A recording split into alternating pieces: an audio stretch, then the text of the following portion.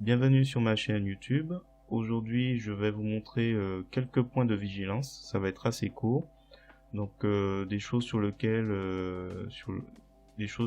en fait il faudra prêter attention pour éviter d'avoir des erreurs ou des choses qui ont l'air de ne pas fonctionner.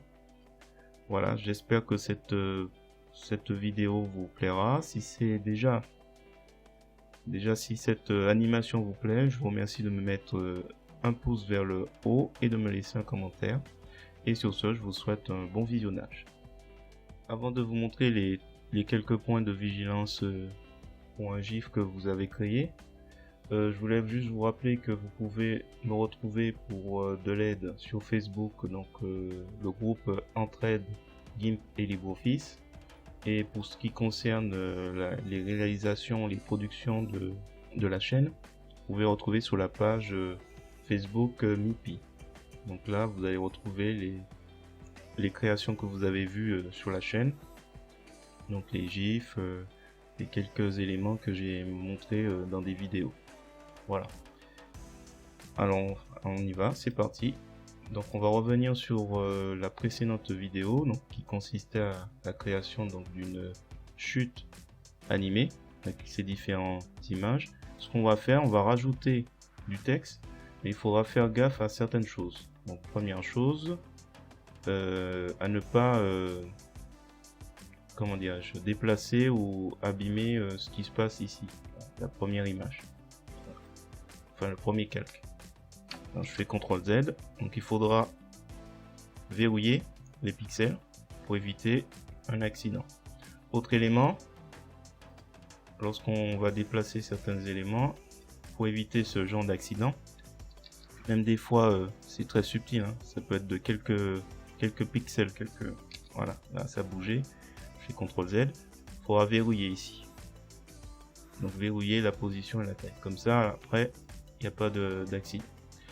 Alors ce qu'on va faire, on va juste mettre un texte et je vais mettre ici quelque chose d'assez inspirant, j'espère. Donc je vais mettre une victoire est toujours plus savoureuse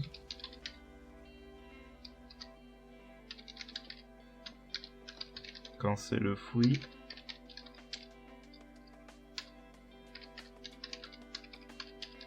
d'une longue persévérance. Alors on va le mettre en Arial.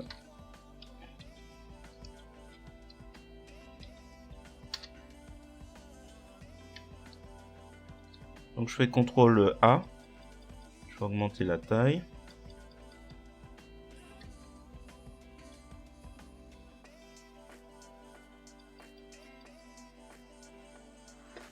On va le mettre à 90, je pense que ça devrait aller. Alors, autre point de vigilance, je vais agrandir. Si on veut déplacer, donc on a verrouillé parfaitement le calque d'en dessous. Et en fait, ce que je vais vous demander, c'est d'observer. Donc là, on voit, je vais mettre là.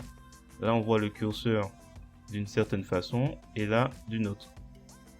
Donc il faut bien comprendre que selon où on clique, où on maintient appuyé, où on veut déplacer, ça aura pas la même incidence. Je vais déverrouiller celui d'en dessous pour qu'on voit un peu mieux ce qui va se passer. Donc voilà, on a un curseur comme ça et un curseur comme ça. Donc il faut se méfier en fait.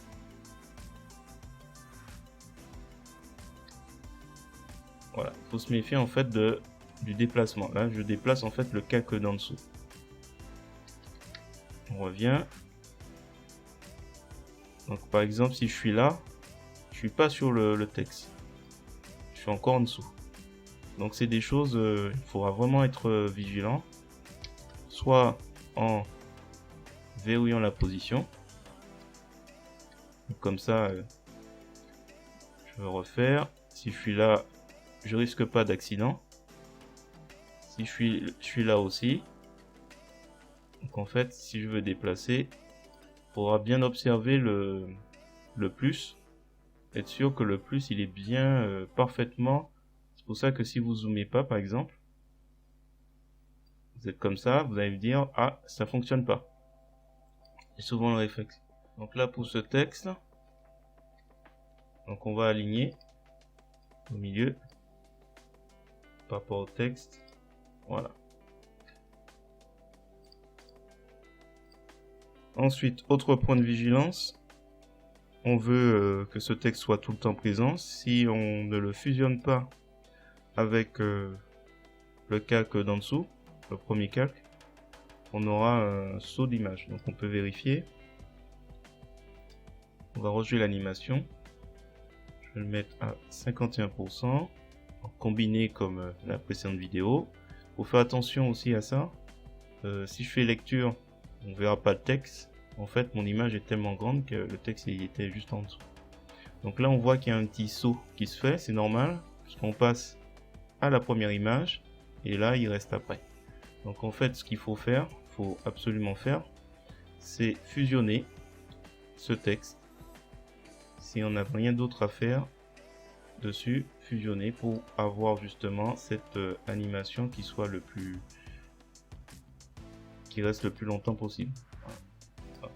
51, on va descendre comme ça. Voilà, on a l'inscription qui reste. Voilà, c'est terminé. Si vous avez trouvé ce petit tuto avec le rappel de quelques points de vigilance dans la création d'un GIF pour mettre un texte intéressant, je vous remercie de me mettre un pouce vers le haut et de me laisser un commentaire.